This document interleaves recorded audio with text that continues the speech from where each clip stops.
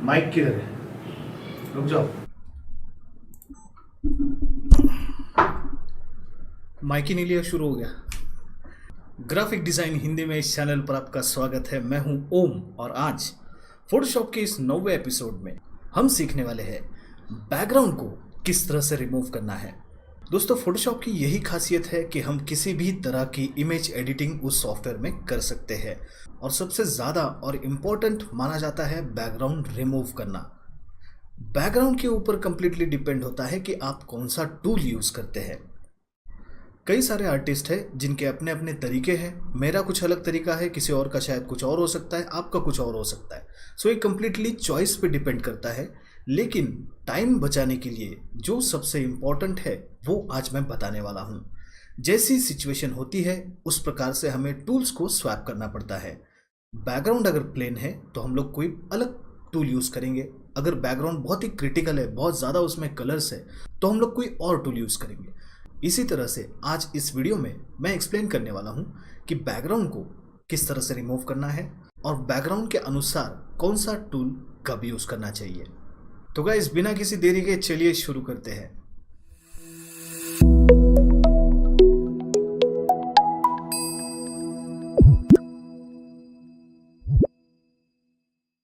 Video शुरू करने से पहले रिक्वेस्ट है, प्लीज़ वीडियो को शेयर कीजिए। देखिए, जितने ज़्यादा क्वेश्चंस आते हैं मैं वीडियोस बनाता हूँ तो हम सबका नॉलेज बढ़ता है। अगर आप इन वीडियोस को शेयर नहीं करेंगे तो कौन करेगा? और अगर आप शेयर नहीं करोगे तो मुझे भी मज़ा नहीं आएगा। क्यों बना रहा हूँ ये सब, ऐसे मुझे लगेगा। मैं इतना सारा टाइम दे रहा हूँ, ये सब कुछ कर रहा हूँ। मुझे वैसे ऑब्वियसली अब ज़रूरत तो सबको होती है, बट मुझे उतनी ज़रूरत नहीं है यूट्यूब की। बट फिर भी मैं वीडियोस बना रहा हूँ। मेरा एक प्लान था, जो ग्राफिक डिज़ाइन से रिलेटेड लोगों की मेंटालिटी बन चुकी है वो चेंज करना। लोगों को लगता है टूल्स और सॉफ्टवेयर सीखकर बस ग्राफिक डिज़ाइनर बन सकता है, और मैं ये जो मेंटालिटी है उसे चेंज करना चाहता हूँ और मैं ज़्यादा से ज़्यादा अवेयरनेस फैलाना चाहता हूँ। मैं लोगों तक पहुँचना चाहता हूँ, उन्हें बताना चाहता हूँ कि ग्राफिक डिज़ाइन का एक्चुअल मीनिंग क्या है। और इसमें मुझे आप लोगों की ज़रूरत पड़ेगी। अगर आप लोग सपोर्ट नहीं करते, आप लोग शेयर नहीं करते, तो कोई फ़ायदा होने वाला नहीं है। और एक ना एक दिन मेरा भी मूड ऑफ हो जाएगा कि यार क्या कर रहा हूँ, क्यों कर रहा हूँ, किस लिए कर रहा हूँ। जिन लोगों के लिए मैं कर रहा हूँ वो लोग मुझे सपोर्ट नहीं कर रहे, तो वाई वुड आई, मैं क्यों करूँ यार। सिंपल सी बात है। तो यार प्लीज़ वीडियोस को शेयर किया करो, रिक्वेस्ट है। आप कोई अच्छा काम करते हो, आपको कोई अप्रिशिएट नहीं करता, कैसे लगता है आपको? सेम फीलिंग मुझे भी आती है। ये सब कुछ करने के बावजूद चैनल ग्रो नहीं कर रहा है। हम लोग पता नहीं शेयर क्यों नहीं कर रहे हैं, बस देख रहे हैं, लाइक मार रहे हैं, निकल जा रहे हैं। मज़ा नहीं आता है यार, समझा करो यार। मुझे भी मोटिवेशन की ज़रूरत है, मुझे भी सपोर्ट की ज़रूरत है। ऑलराइट, तो शुरू करते हैं इस इमेज से। इस इमेज का डिस्क्रिप्शन में मैंने लिंक दे दिया है। अगर आपको डाउनलोड करना है तो प्लीज़ जाके डाउनलोड ज़रूर कर लीजिए। फिलहाल आप देख सकते हैं बैकग्राउंड में दो लड़कियां हैं, गार्डन में बैठी है, एक बेंच है और बैकग्राउंड में बहुत सारी घास फूस है, ग्रीनरी है। तो अब हमें इसे रिमूव करना है। देखिए, ये जो बैकग्राउंड है वो थोड़ा सा माइनर क्रिटिकल है, मतलब इसमें शेड्स वगैरह बहुत सारे हैं। देख सकते हैं आप, यहाँ पे थोड़ी से डार्क शेड्स है, यहाँ पे लाइट है, ग्रीन शेड्स है, अलग अलग कलर्स है, ह्यूज है। तो ऐसी सिचुएशन में हम बैकग्राउंड इरेजर टूल यूज़ कर सकते हैं, जो कि हमें मिलता है यहाँ पे, जिसका शॉर्टकट है ई। इरेजर टूल नॉर्मली इरेजर होता है, सिंपल से इमेज पर आप उसको क्लिक करके ड्रैग कर दीजिए, इमेज जो है वो इरेज हो जाती है। उसके बाद वाला जो टूल है वो है बैकग्राउंड इरेजर टूल। इस टूल के कुछ सेटिंग्स हैं जिनको यूज़ करके हम इस टूल को बहुत ही अच्छी तरह से इस्तेमाल कर सकते हैं फोटोशॉप में बैकग्राउंड रिमूव करने के लिए। फॉर एग्जाम्पल, मैं इसकी जो साइज़ है ब्रश की वो बढ़ा लेता हूँ। शॉर्टकट्स आपको पता है, अगर नहीं है तो नीचे की तरफ आपको दिखाई दे रहा है। यहाँ पर 3 ऑप्शंस हैं, कंटिग्यूअस, उसके बाद है सैम्पलिंग एट वंस, और तीसरा है बैकग्राउंड स्वैच। इन सारी चीज़ों के बारे में मैं 1 बाय 1 एक्सप्लेनेशन देने वाला हूँ। शुरुआत करते हैं यहाँ से। जब आप इस टूल को सेलेक्ट करते हैं और बैकग्राउंड रिमूव करने जाते हैं, फॉर एग्जाम्पल यहाँ पर अब मैं क्लिक करने वाला हूँ और ड्रैग करने वाला हूँ, तो देखिए क्या होता है। यहाँ पर मैं एक बैकग्राउंड में कोई कलर ऐड कर देता हूँ, for example black. Colour add करने के लिए अल्ट बैक स्पेस, अगर फोरग्राउंड है तो अल्ट बैक स्पेस दबाएंगे, अगर बैकग्राउंड है तो कंट्रोल और बैक स्पेस दबाएंगे। ओके, तो बैकग्राउंड में मैंने ऐसे ही ब्लैक कलर यहाँ पे ऐड कर दिया है। अब देखिए जब मैं क्लिक करके ड्रैग करता हूँ तो किस तरह से ये जो इमेज है वो पूरी तरह से वहाँ पे इरेज हो रही है। ये क्या करता है, अब देखिए यहाँ पर ये सर्कल देखिए, उसके सेंटर में एक प्लस का आइकन है। प्लस का आइकन यानी कि ये एक जोन है और इस जोन के अंदर जो भी कलर आता है वो कंटिन्यूस मोड की वजह से आगे कंटिन्यू होते रहता है। तो अब मैं क्लिक करूंगा और ड्रैग करूंगा तो देखिए ये इरेज कर रहा है। इसका ये एक ड्रॉबैक है कि जब आप इसको क्लिक करके इमेज की तरफ आते हैं तो ये इमेज को भी इरेज कर देता है, क्योंकि इसको पता नहीं चलता, वो इरेज करते ही जाता है। इसीलिए दूसरा जो ऑप्शन है उसे हम लोग इस्तेमाल करते हैं, जो कि है सैम्पलिंग एट वंस। ये क्या करता है, जहाँ कहीं पर भी ये प्लस साइन होता है उसके नीचे का जो पिक्सल होता है उसकी इंफॉर्मेशन कैच करता है और एक ही बार कैच करता है। कंटिन्यूअस की तरह वो बार बार इंफॉर्मेशन पिक करता हुआ नहीं जाता। देख सकते हैं इसने क्या किया कि ये जो अब मान लीजिए यहाँ पर ये शेड है ग्रीन का। ओके, यहाँ पर मैंने क्लिक कर दिया, मैंने होल्ड छोड़ा नहीं है, माउस अभी भी मैंने बटन दबा के रखा है। ओके, अब मैं ड्रैग करता हूँ तो वो उस कलर की इंफॉर्मेशन को डिलीट कर रहा है। अगर मैं इमेज के आसपास भी आता हूँ तो देखिए वो इमेज को इरेज नहीं कर रहा है, बिकॉज उसने सैंपल जो है वो ग्रीन कलर का लिया है और इमेज जो है ये बाल वगैरह जो है वो काले कलर के है। इसीलिए उसको समझ में नहीं आ रहा है, उसको सिर्फ ऑर्डर मिला है ग्रीन कलर के पिक्सल्स को ढूंढो और इरेज करो, इसलिए वो वही कर रहा है। कंटिन्यूअस में ऐसा नहीं है, वो इन्फॉर्मेशन पिक करते करते सीधा छूट जाता है। इसीलिए ये वाला प्रिफर करता हूँ मैं जब हमें बैकग्राउंड वगैरह रिमूव करना होता है क्रिटिकल सिचुएशन में। ज़रूरत के अनुसार हमें ब्रशेस की साइज चेंज करनी पड़ सकती है, टॉलरेंस चेंज करना पड़ सकता है। टॉलरेंस क्या होता है, तो देखिए पिछले एपिसोड्स में भी मैं बता चुका हूँ कि टॉलरेंस क्या होता है। टॉलरेंस यानी कि कितने कलर्स, कितने शेड्स या फिर कोई इफेक्ट कितनी मात्रा में अप्लाई होना चाहिए इमेज पर, ये हम लोग टॉलरेंस से डिसाइड करते हैं। फॉर एग्जांपल यहाँ पर अभी टॉलरेंस जो है वो 50 है, 50। अगर मैं क्लिक करके ड्रैग करता हूँ तो देखिए 50 के हिसाब से वो यहाँ पर अप्लाई हो रहा है। लेकिन अगर कंट्रोल Z करता हूँ, लेकिन अगर टॉलरेंस मैं 6 रखता हूँ और क्लिक करता हूँ तो देखिए क्या हो रहा है। जितना ज़्यादा टॉलरेंस होता है इन्फॉर्मेशन उतनी ही कैप्चर करता है फोटोशॉप का कोई भी टूल, और टॉलरेंस जितना कम होता है उतनी ही कम इन्फॉर्मेशन फोटोशॉप का ये टूल या फिर कोई भी टूल हासिल करता है और अप्लाई करता है। 100% रखता हूँ तो प्योर पूरी तरह से जितनी ज़्यादा हो सके वो पिक्सल्स या फिर इंफॉर्मेशन गैदर करेगा और उसको इरेज कर देगा। टॉलरेंस कई सारे टूल्स में अवेलेबल है, टूल्स अलग अलग तरीके से काम करते हैं, बट टॉलरेंस सेम है।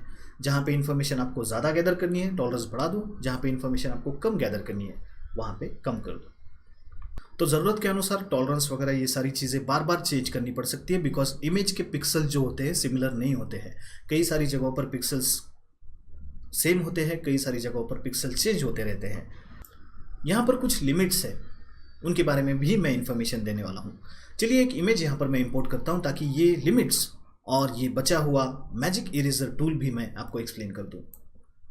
अब आते हैं इस टूल पर, मैजिक इरेजर टूल पर, जिसमें मैं आपको लिमिट्स भी समझा दूंगा क्या होते हैं। तो मैजिक इरेजर टूल आपने तब इस्तेमाल करना है जब बैकग्राउंड जो है वो प्योर फ्लैट है।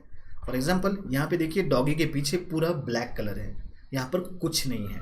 ज़्यादातर फोटो स्टूडियोज़ में आपने देखा होगा ब्लैक कलर का बैकड्रॉप होता है, ब्लू होता है या फिर डिपेंड्स। तो वो लोग इसीलिए इस्तेमाल करते हैं। क्रोमा अगर आप जानते हैं VFX में इस्तेमाल होता है तो उसका ग्रीन कलर होता है ताकि वो सिमिलर रहे। और बहुत सारे ऐसे टूल्स होते हैं जो एक ही कलर के शेड्स को, उनके पिक्सल्स को, उनकी इंफॉर्मेशन को गैदर करके रिमूव करते हैं या फिर उनमें चेंजेस कर सकते हैं। तो फोटोशॉप में भी यही होता है।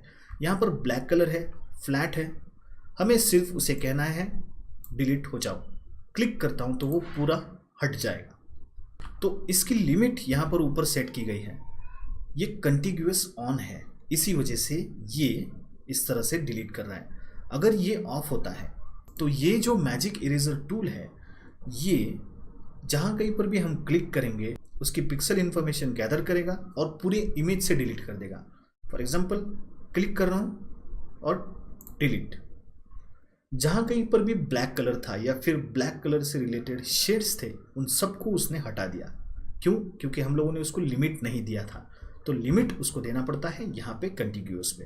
तो क्लिक करता हूँ, तो अब देखिए क्या होता है। कंटिग्यूअस पे क्लिक किया, यहाँ पे क्लिक किया, सिर्फ बैकग्राउंड गया, ना कि इमेज के अंदर के पिक्सल्स। देखिए डॉग यहाँ से शुरू हो रहा है इस तरह से, इसके एजेस जो है वो यहाँ से है और यहाँ पे ख़त्म हो रहा है। तो जब मैं कंटिग्यूअस ऑन रखता हूँ तो फोटोशॉप को इतना ही समझता है कि ये जो हार्ड एजेस है, ये जो कोई भी अलग कलर के पिक्सल्स है, वहाँ तक ही ब्लैक कलर को डिलीट करना है, उसके आगे नहीं जाना है। ओके, समझ रहे हो? तो इसी वजह से ये फोटोशॉप जो है वो सिर्फ डॉग को छोड़ के बैकग्राउंड डिलीट कर रहा है। लेकिन कंटिग्यूअस अगर मैं ऑफ रखता हूँ तो फोटोशॉप कहता है कि जहाँ कहीं पर भी ब्लैक कलर दिखेगा मैं डिलीट कर दूंगा, लाइक दिस। ठीक है, वापस आते हैं बैकग्राउंड इमेज इरेजर टूल पे और मैं सेलेक्ट करता हूँ वही पिक एट वंस वाला टूल और यहाँ पर कंटिग्यूअस मैंने ऑन किया हुआ है।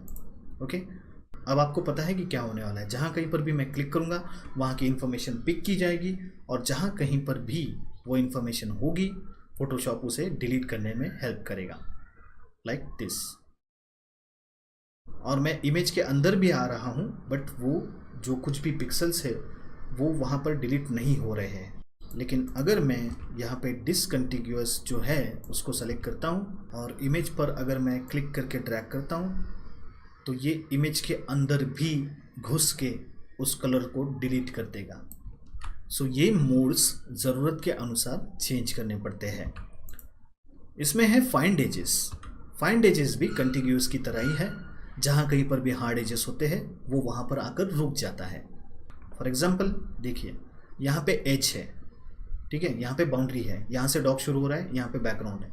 अगर क्लिक करके मैं ड्रैग करता हूँ तो एज सेलेक्ट होने की वजह से वो इस एज तक आ रहा है और रुक जा रहा है, उसके आगे वो बढ़ नहीं रहा है और वो बढ़ेगा भी नहीं। ध्यान रहे, आप जब कोई बैकग्राउंड रिमूव करते हैं और कोई इन्फॉर्मेशन पिक करते हैं तो ज़रूरत के अनुसार आपको बार बार क्लिक करना पड़ता है, छोड़ना पड़ता है, करना पड़ता है, छोड़ना पड़ता है। क्यों? क्योंकि अलग अलग शेड्स होते हैं। वापस आते हैं इस इमेज पर, मैं यहाँ पे कंटिग्यूअस जो ऑप्शन है उसे सेलेक्ट कर रहा हूँ, लिमिट को, टॉलरेंस जो है वो मैं थोड़ा कम कर रहा हूँ। फॉर एग्जांपल मैंने यहाँ पे क्लिक किया और मैं बैकग्राउंड रिमूव कर रहा हूँ। अब क्या हो रहा है, सिर्फ वही इन्फॉर्मेशन पूरे बैकग्राउंड से डिलीट हो रही है। देखिए यहाँ पे भी शेड्स जो है वो धीरे धीरे वहाँ से चले जा रहे हैं, वही ग्रीन वाले। अब मान लीजिए वो सारे ग्रीन शेड्स इरेज हो गए हैं। अब मुझे फिर से कहीं और क्लिक करना होगा और वो इन्फॉर्मेशन हासिल करके उस पर्टिकुलर कलर को डिलीट करना होगा। फॉर एग्जांपल पहले मैंने यहाँ पे क्लिक किया था तो यहाँ की इन्फॉर्मेशन मैंने डिलीट की, अब मुझे इस कलर की इन्फॉर्मेशन डिलीट करनी होगी, तो क्लिक करके मैं ड्रैग करूँगा और वैसे ही करते करते मैं आगे बढ़ूँगा। बार बार इन मोड्स को चेंज करना पड़ता है, बार बार ये टॉलरेंस एडजस्ट करना पड़ता है, बिकॉज इमेज के पिक्सल्स हर एक जगह पर अलग अलग हो सकते हैं, इसी वजह से ये करना ही पड़ता है। दूसरी सिंपल सी ट्रिक है जो मैं बहुत ज़्यादा यूज़ करता हूँ, वो ये है कि मैं पेन टूल इस्तेमाल करता हूँ। सीरियसली बोल रहा हूँ, मैं पेन टूल इस्तेमाल करता हूँ और ये जो इमेजेस हैं उन्हें कट करता हूँ। पेन टूल में बहुत ही आसानी जाती है। मुझे पर्सनली पेन टूल बहुत अच्छा लगता है क्योंकि पेन टूल से बहुत फटाफट कटिंग होती है और शार्प कटिंग होती है, ना कि इस तरह से होती है। पेन टूल से कटिंग करना बहुत आसान है। पेन टूल का एक फंडा है, मैं बता दूं आपको। पेन टूल पी टाइप करके सेलेक्ट कर लीजिए, जूम कीजिए इमेज को, क्लिक कीजिए, ड्रैग कीजिए। पेन टूल में ऑलरेडी एक्सप्लेन कर चुका हूँ किस तरह से इमेज को ट्रेस करना है वगैरह। अगर आपने मेरा एक इलस्ट्रेटर वाला पेन टूल का वीडियो नहीं देखा है तो वो प्लीज़ देख लीजिए। इलस्ट्रेटर और फोटोशॉप का पेन टूल ऑलमोस्ट सिमिलर है, ज़्यादा चेंजेस नहीं है। तो बस मैं यहाँ पर अभी क्लिक करके ड्रैग कर रहा हूँ। अब देखिए, मान लीजिए मुझे इमेज का इतना ही हिस्सा चाहिए, ठीक है, तो अब ये ब्लू वाला जो है वो बन गया है पाथ, ठीक है। मैंने उतना एरिया डिफाइन किया है क्योंकि मैं वो इमेज जो है वहाँ से पिक कर सकूँ। अब ये पाथ है, इसे सिलेक्शन में कन्वर्ट करना होगा अगर मुझे वो इमेज वहाँ से कट करनी है। तो सिलेक्शन में कन्वर्ट करने के लिए राइट क्लिक कीजिए, मेक सिलेक्शन बोलिए, ओके कर दीजिए। ये है फेदर। फेदर यानी कि उसके जो एजेस होते हैं उनको स्मूथ करता है। अगर आप फेदर 0 रखते हैं तो बहुत शार्प कट आएगा। अगर आप फेदर बढ़ाते हैं फॉर एग्जांपल 10-15 तो उसके जो एजेस है वो ब्लरिश नज़र आएंगे फेदर की तरह। तो यहाँ पर मैं 0 रखता हूँ और ओके करता हूँ। अब देखिए सिलेक्शन बन गया है। अब मैं चाहूँ तो वो उतना डॉग का जो आँख वाला हिस्सा है उसे मैं कट कर सकता हूँ, किसी और फाइल में उसे ले जा सकता हूँ। ये पेन टूल की कटिंग है जो कि बहुत ही बढ़िया आती है। अब वहाँ पर मैंने फेदर नहीं दिया था, इसलिए देखिए इसके एजेस जो है वो बहुत ही हार्ड है। तो अब मैं काम करता हूँ, यहाँ पर फेदर दे देता हूँ, कंट्रोल Z करता हूँ, राइट क्लिक करके मेक सिलेक्शन और फेदर देता हूँ शायद 15। और अब मैं इमेज को कट करता हूँ कंट्रोल X से और किसी नई फाइल में उसे पेस्ट करता हूँ। तो देखिए क्या हुआ, फेदर की वजह से शार्प बाउंड्री नहीं आई इमेज की, थोड़ा सा ब्लरिश वहाँ पे इफेक्ट आ गया। और यही फेदर का इफेक्ट का फ़ायदा है। जहाँ कहीं पर भी आपको ज़रूरत लगती है फेदर उतना आप दीजिए, जहाँ नहीं लगती वहाँ पे शार्प कट कर दीजिए। तो पेन टूल से बढ़िया सा कटिंग आप कर सकते हैं। और एक दूसरा शॉर्टकट है, जब आप कोई पाथ क्रिएट करते हैं पेन टूल से और उसे सिलेक्शन में आप जब कन्वर्ट करना चाहते हैं तो कंट्रोल और एंटर प्रेस कीजिए जब आप पूरा पाथ कंप्लीट कर दोगे। फॉर एग्जांपल अभी पाथ कंप्लीटेड है, मैं कंट्रोल और एंटर कर रहा हूँ तो ये सिलेक्शन में कन्वर्ट हो जाएगा। ओके कूल, सिंपल सी ट्रिक है। तो मैं प्रिफर करता हूँ पेन टूल यूज़ करना और मेरा भरोसा नहीं है, इमेज जैसी होती है उस तरह से मैं टूल्स चेंज करता हूँ। यहाँ पर इमेज जो है, यहाँ पर कई जगहों पर पेन टूल की ज़रूरत है, कई जगहों पर पेन टूल की ज़रूरत नहीं है। बहुत सारी ऐसी जगहें हैं जहाँ पर इरेजर टूल की, मैजिक इरेजर टूल की ज़रूरत है। तो एज अ ग्राफिक डिज़ाइनर आपने यही करना है, जहाँ पर जिस टूल की ज़रूरत है उसे वहाँ पर इस्तेमाल करो। तो अब बाकी बचा कुचा मैं यहाँ से बैकग्राउंड रिमूव कर रहा हूँ। फास्ट फॉरवर्ड करना पड़ेगा मुझे, नहीं तो बोर हो जाओगे आप लोग।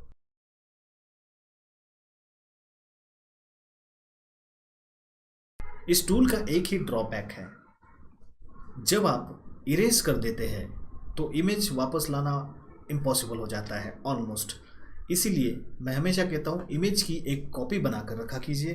हो सकता है कुछ गड़बड़ी हो जाए तो आप उसमें बाद में फिर से अपडेट करके चेंजेस कर सकते हैं।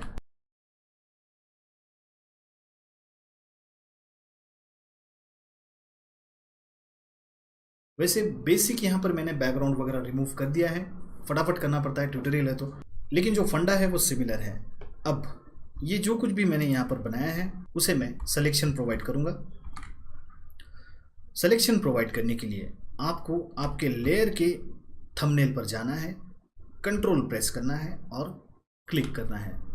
जैसे ही आप कंट्रोल प्रेस करके क्लिक करते हैं आपकी जो इमेज है वहाँ पे इस तरह से सिलेक्शन बन जाता है। इसमें से कई सारा एरिया हम लोगों ने डिलीट किया है इन सारे टूल्स को एक्सप्लेन करते करते। और एक टूल बचा है जो है ये बैकग्राउंड स्वैच। इस टूल का ज़्यादातर कोई काम होता नहीं है, ज़्यादा इसको यूज़ नहीं करते। बस बैकग्राउंड में जो कोई भी कलर होता है उसको वो इमेज में अगर वो कलर है तो उसको भी वो इरेज कर देता है, इसलिए मैं उसको एक्सप्लेन करना नहीं चाहता, बहुत सिंपल सा टूल है वो। तो यहाँ पे मैं कंट्रोल प्रेस करके थंबनेल पे क्लिक करता हूँ तो सिलेक्शन बन जाता है इमेज पे। और अब जो सिलेक्शन मुझे नहीं चाहिए वो मैं ये जो हमारा क्विक सिलेक्शन टूल है उसे सेलेक्ट करके अल्ट प्रेस करके जो सिलेक्शन मुझे नहीं चाहिए वो मैं यहाँ से इस तरह से रिमूव कर दूंगा। शिफ्ट प्रेस करता हूँ तो सिलेक्शन जो है वो बढ़ जाता है, ऐड हो जाता है। तो जहाँ पे ज़रूरत है डीसेलेक्ट करने की मैं अल्ट प्रेस कर रहा हूँ, माइनस कर रहा हूँ। और जहाँ पे ज़रूरत है सिलेक्शन ऐड करने की, फॉर एग्जांपल यहाँ पे देखिए तो मैं प्लस शिफ्ट प्रेस करके क्लिक कर रहा हूँ। वैसे हम लोग यहाँ पर मास्क भी ऐड कर सकते हैं। मास्क की मदद से भी हम कई सारे यहाँ पर इमेज के साथ उसके सिलेक्शन के साथ चेंजेस कर सकते हैं। यहाँ पर क्लिक करके मैं मास्क ऐड करता हूँ, हो गया लेयर मास्क। इमेज बहुत ही अच्छे तरीके से कट हो गई है इन सारे टूल्स की वजह से। अब मैं सिंपली ब्रश यानी कि बी प्रेस करूँगा। यहाँ पर बाय डिफ़ॉल्ट कलर जो है वो वाइट एंड ब्लैक है, डी प्रेस करता हूँ तो बाय डिफ़ॉल्ट हो जाता है। और अब मैं बस पेंट करूँगा ब्लैक कलर सामने लाकर, और जहाँ कहीं पर भी मुझे ये ग्रीन कलर नज़र आ रहा है उसे मैं इस तरह से पेंट कर दूँगा। ऐसी जो क्रिटिकल जगह होती है वहाँ पर आप अगेन पेन टूल इस्तेमाल कीजिए ताकि आपको एक बेटर आउटपुट मिले। मैं यार जस्ट रफली कर रहा हूँ यहाँ पे, आपको इससे भी अच्छा करना है, मैं बस एक्सप्लेन कर रहा हूँ इसलिए फटाफट कर रहा हूँ यहाँ पे लाइक दिस। तो देखिए कितना अच्छा और शार्प सिलेक्शन यहाँ पर बन गया है। यहाँ पर बहुत ही फेडेड है बट यहाँ पर देखिए स्ट्रॉन्ग एकदम शार्प सिलेक्शन बन गया है पेन टूल की वजह से। तो आप वो भी कर सकते हैं, कंट्रोल एंटर। सिलेक्शन को इन्वर्स करना आपको पता होगा, अगर नहीं पता तो कंट्रोल शिफ्ट आई कर दीजिए। फिलहाल देखिए ये एरिया सेलेक्टेड है, उसके अंदर ही चेंजेस होंगे, लेकिन अगर आपको ये एरिया छोड़कर चेंजेस करने हैं बाकी सारे एरिया में तब आप कंट्रोल शिफ्ट आई प्रेस करेंगे तो ये एरिया छूट जाएगा और उसके बाकी जो कुछ भी बचा हुआ एरिया था वो इन्वर्स होके सेलेक्ट हो जाएगा। सिंपल सी बात है। अब देखिए यहाँ पर बालों के पीछे थोड़ा सा ग्रीन कलर नज़र आ रहा है। ऐसी सिचुएशन में हम ब्रश का साइज छोटा कर सकते हैं और फिर इरेज कर सकते हैं, या फिर सिंपल सा हमारा जो ब्लेंडिंग मोड है वो यूज़ कर सकते हैं। लाइक यहाँ पर अगर मैं ओवरले सेलेक्ट करता हूँ और क्लिक करके ड्रैग करता हूँ, इसका फ्लो मैं थोड़ा सा कम कर देता हूँ,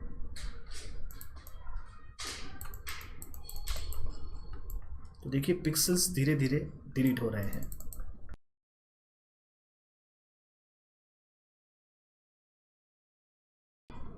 वैसे बालों के लिए एक और टिप है मेरे पास। अगर आपके पास कोई ब्रश है थोड़ा सा खुरदुरा है तो वो ज़्यादा नेचुरल बालों को फील दे सकता है। फॉर एग्जांपल अभी मैं यहाँ पर ये सेलेक्ट करता हूँ, बहुत सारे फ्री के ब्रशेस होते हैं, देखिए ये थोड़ा सा खुरदुरा है। ओके, तो अगर मैं क्लिक करके ड्रैग करता हूँ तो ये बहुत ही बढ़िया बालों को जो है वो इफेक्ट दे सकता है।